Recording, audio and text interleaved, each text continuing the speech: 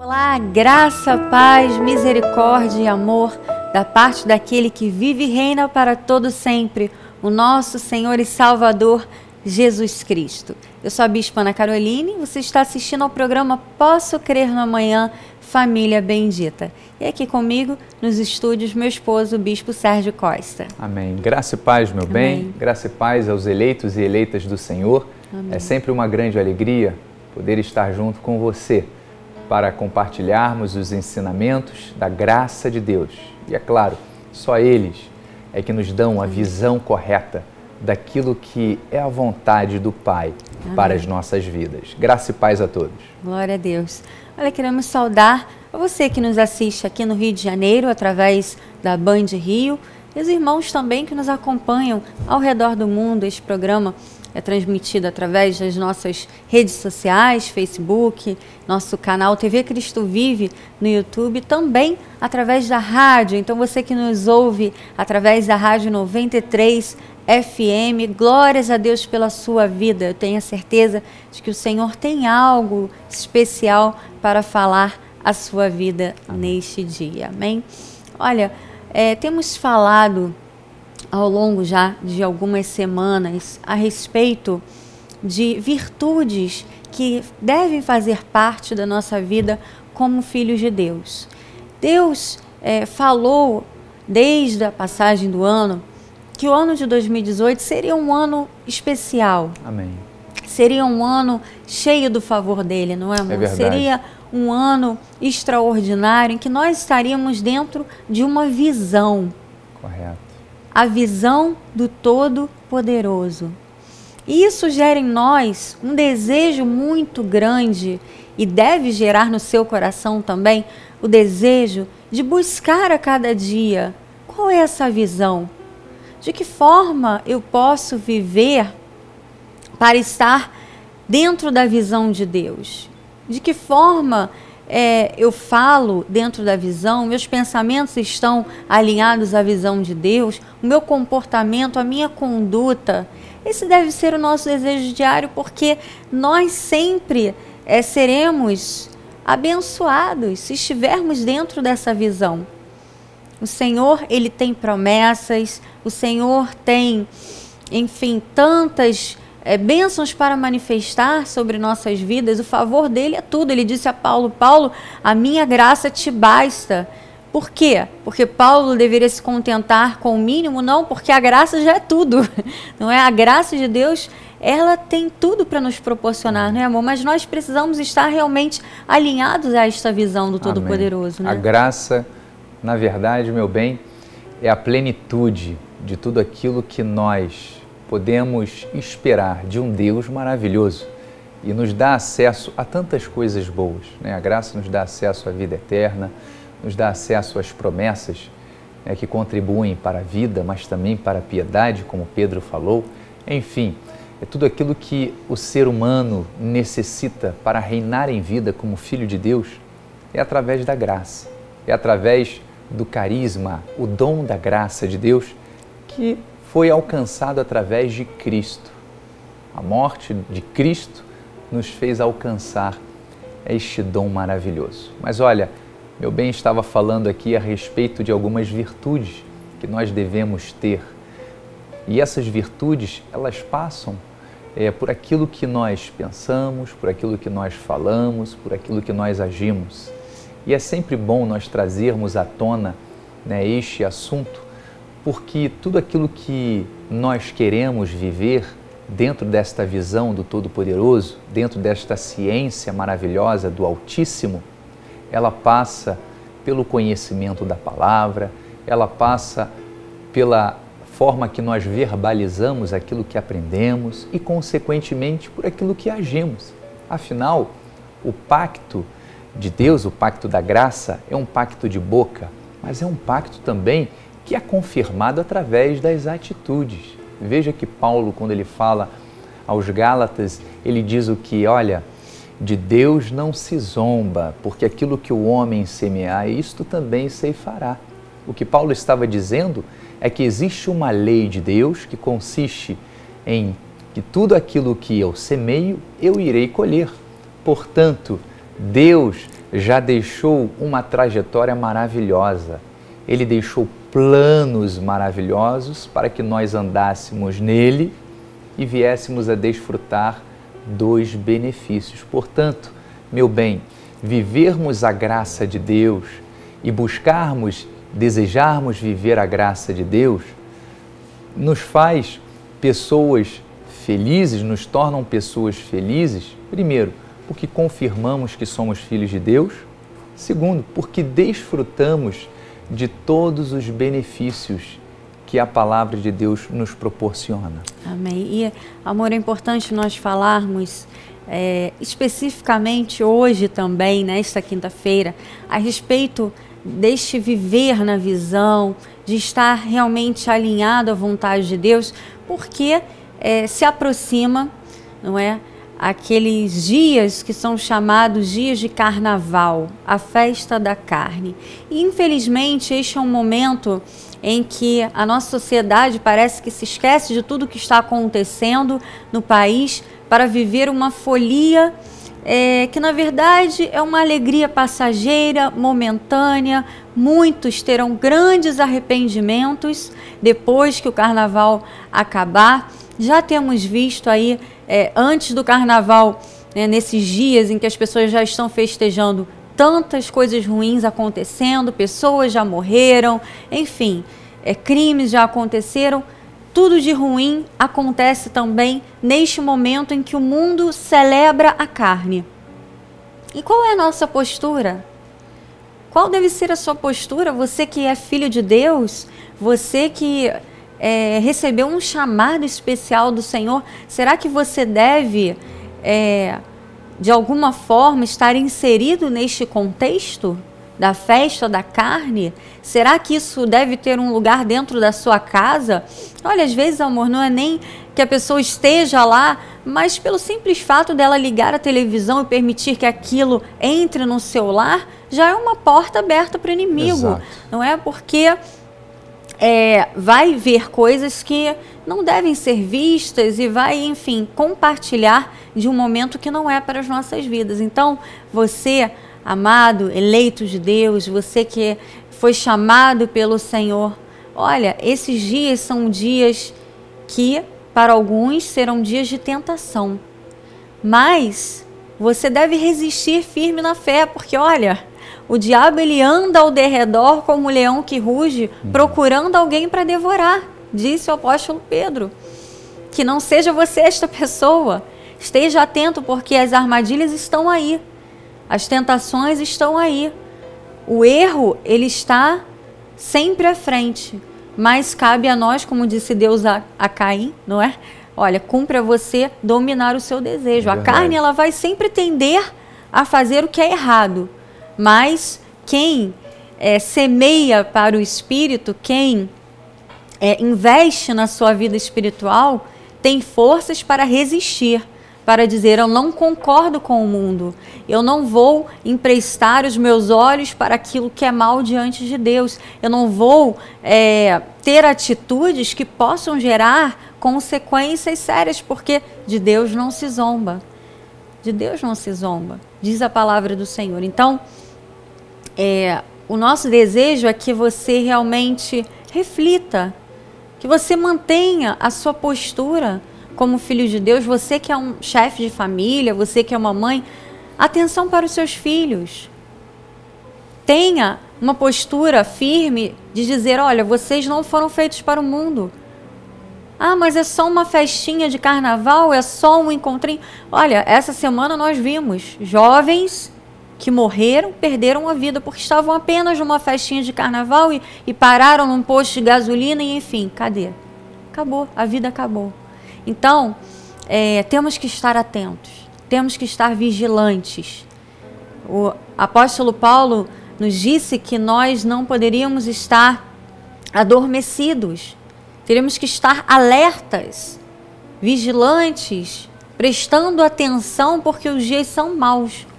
Os dias continuam sendo maus, aliás, eles só serão bons quando nós estivermos na glória com o Senhor.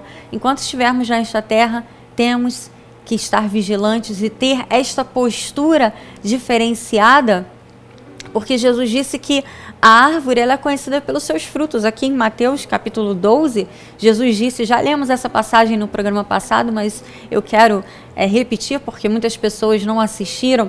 Ele disse assim, ou fazer a árvore boa e o seu fruto bom, ou árvore má e o seu fruto mau, porque pelo fruto se conhece a árvore.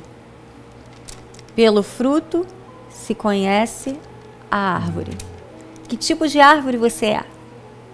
Você é uma árvore boa. Eu tenho a certeza disso. Então, os seus frutos têm que ser frutos bons. Amém?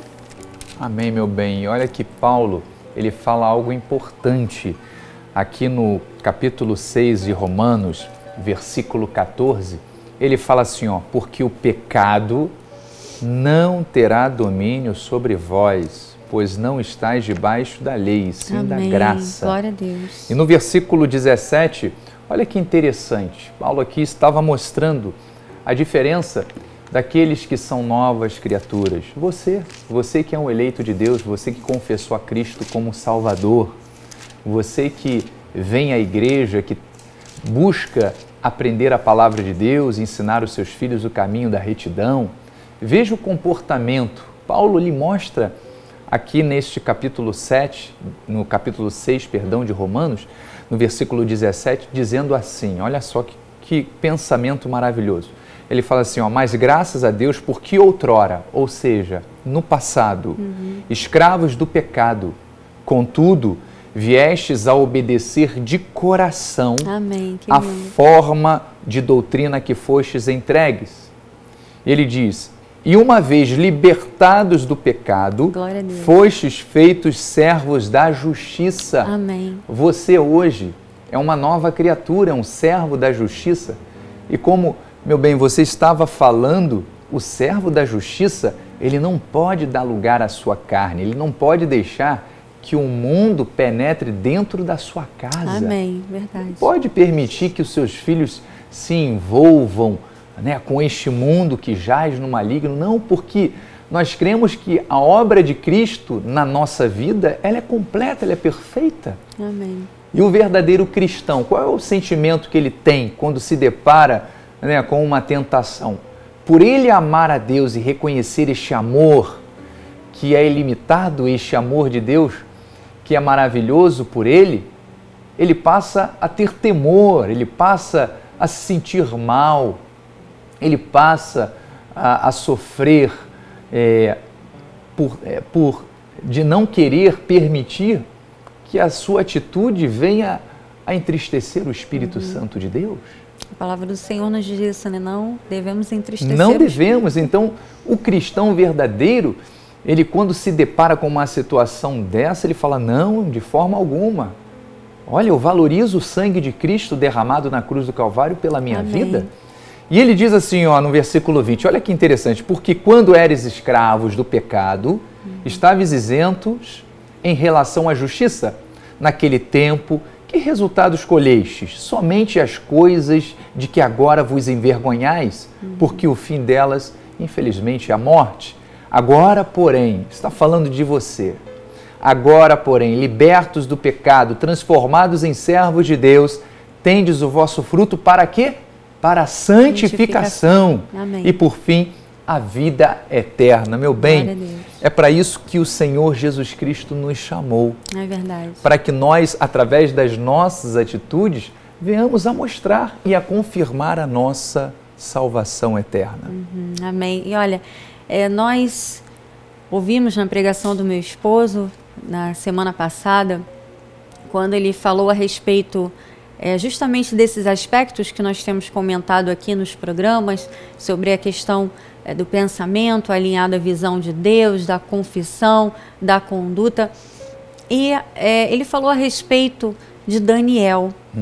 E eu penso, amor, que este é um momento muito propício para trazermos novamente essa história de Daniel, o testemunho de Daniel, o exemplo de Daniel, porque ele foi um homem que no seu tempo, não é claro que ele viveu num contexto totalmente diferenciado, Ele estava no exílio, na Babilônia, era um outro momento, uma outra sociedade, mas o que nós temos que nos apegar aqui é o exemplo de Daniel, a postura de Daniel, porque naquele tempo também existiam muitas situações que eram tentações, eram situações que, se aqueles homens e mulheres se deixassem levar, estariam fora da visão de Deus. Aliás, eles estavam justamente na Babilônia por desobediência, não é? Então, a postura do Filho de Deus, independente do tempo em que ele esteja vivendo, ela tem que ser a mesma. Amém. De não se deixar influenciar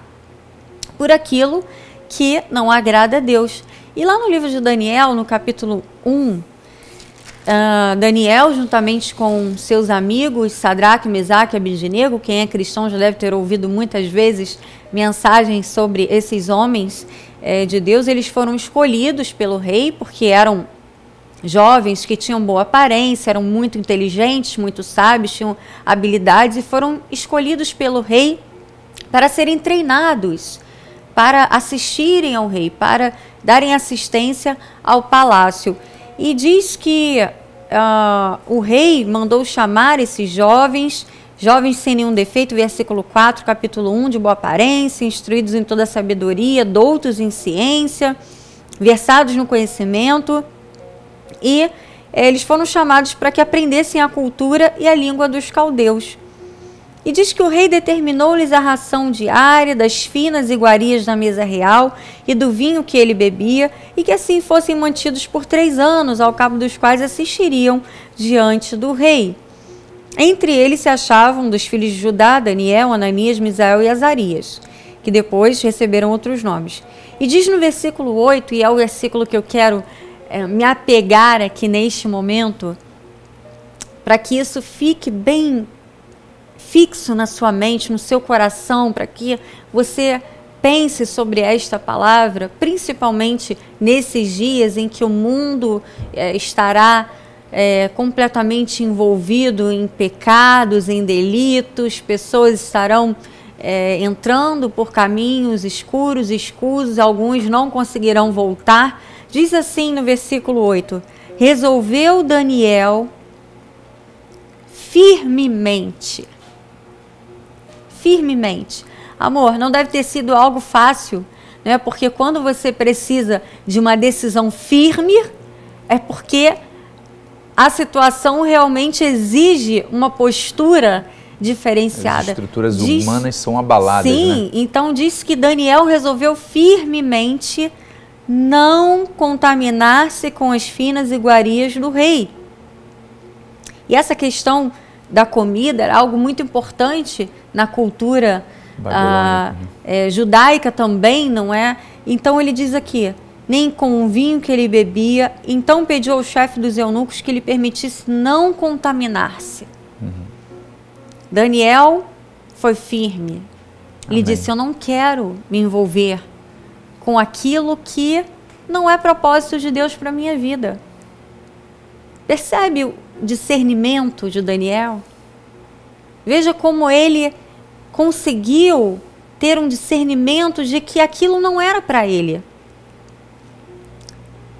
Ele teve uma decisão firme. E olha, em muitos momentos da nossa vida, nós precisamos ter uma decisão firme. Firme. Porque a palavra do Senhor diz que há caminhos que ao homem parecem caminhos bons, mas ao final são caminhos de morte. E olha o que aconteceu com Daniel. Ora, versículo 9, Deus concedeu a Daniel misericórdia e compreensão da parte do chefe dos eunucos. E aqui, se você continuar lendo, você vai perceber como Deus honrou não só Daniel, como também seus amigos. Amém. Depois de 3 anos, eles eram os mais fortes, os mais robustos, os de melhor aparência, por não terem se deixado levar por aquela, talvez, simples tentação de se alimentar das finas iguarias do rei, mas que para Deus certamente tinha algum sentido diferenciado. Mas, bispa, e qual foi o benefício, além dessa misericórdia que eles receberam da parte de Deus e de receberem boa compreensão da parte do chefe dos eunucos, do rei? Olha, mais à frente, não é, amor? Nós podemos perceber que a atitude firme de Daniel gerou bênçãos da parte de Deus, gerou livramentos, não só para ele, como para os seus amigos. Os amigos dele enfrentaram a fornalha de fogo e ali estava o Senhor, o quarto homem que os livrou. E Daniel diz mais à frente, no capítulo 6, e é importante que você depois leia tudo. Daniel, ele foi chamado, foi honrado por Deus e foi colocado numa posição de destaque. O rei queria colocar ele como um dos presidentes do reino e diz que, capítulo 6, versículo 3, em Daniel havia um espírito excelente. Daniel se sobrepôs a todos os outros. Daniel, ele foi visto como alguém especial. O rei olhava para Daniel e percebia, há algo diferente neste homem. E era um espírito excelente. Que tremendo, não é? Meu bem, é interessante essa mensagem, esta passagem, porque mostra que Daniel, ele recebeu, depois desta atitude de não se contaminar, diz no versículo 17 que ele recebeu sabedoria, mais do que todos. Ele teve depois livramentos. E as pessoas às vezes ficam apegadas simplesmente às coisas boas. Ou seja, a questão fácil, a recompensa. Eu gostaria de ser como Daniel, recompensado como ele, ter os livramentos que Daniel teve, ou então ter a sabedoria de Daniel. Mas se esquecem que tudo isso foi resultado de uma atitude de fidelidade, de amor, de renúncia muitas vezes para os desejos da carne. E é justamente isso que neste momento que a gente está vivendo, e é claro, em todos os momentos da nossa vida, mas agora que estamos em véspera de carnaval, que nós devemos trazer à nossa mente aquilo que nos traz esperança. Ou seja, ter uma vida íntegra diante de Deus, fiel, temente, numa postura digna diante de Deus, isso redunda em benefícios para a minha própria vida, para a minha família. Ou seja, ter o livramento, ter as portas abertas, ver as oportunidades surgindo na minha vida, é resultado de uma atitude de temor, de uma atitude de obediência, de uma atitude muitas vezes de renúncia das coisas do mundo, para vivermos segundo este plano maravilhoso de Deus. Portanto, vale a pena sermos fiéis a Deus, vale a pena seguirmos esta estrada, este caminho, esta visão de Deus para a nossa vida.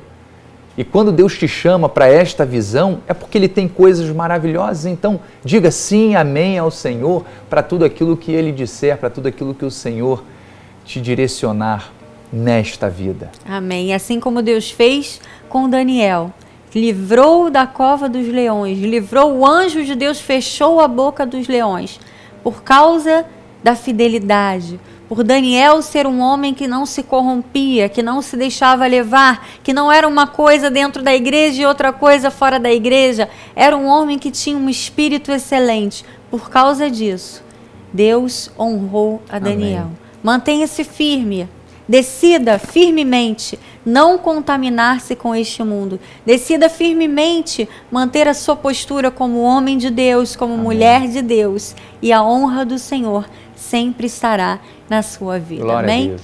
Nosso programa chegou ao fim.